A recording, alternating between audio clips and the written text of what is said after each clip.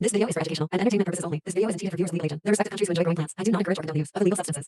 Behold, a great northern lights mother plant stands in a garden somewhere in the northern Cape, South Africa. But this one has a problem. And then the grower noticed the scales. Tiny black beads of parasitic insects. With too many of these tiny sap-sucking insects, it could overwhelm the plant and she dies off. The scale infestation seems to be directly linked to the horde of ants. Sweet, sticky-ass juice pumped from the plant right into little ant mandibles. This is their motivation. But the motivation of the grower to protect his crops just might be greater. This means war. Then something just snapped. Something inside of me.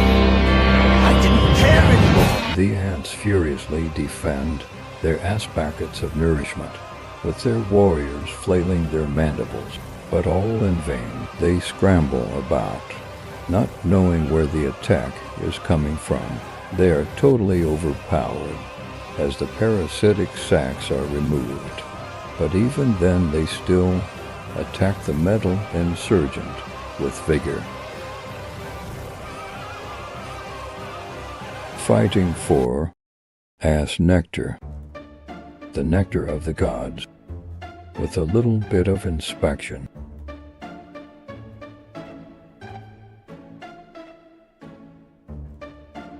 These bugs are small disc or bead-shaped insects and are rather removed easily with tweezers. If the cameraman can stop playing about and try and focus, we can see it's a juicy one, meaning it was still alive and suckling on this plant, taking its life force and slowly draining the plant.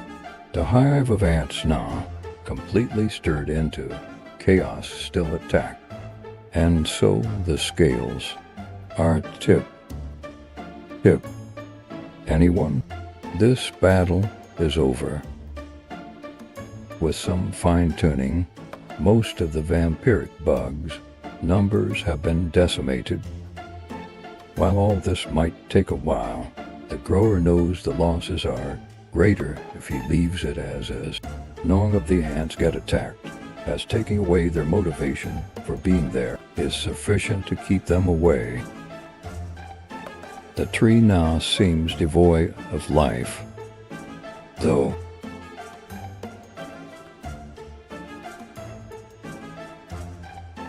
Well, what do we have here? Some stragglers remain. A warfare for another day.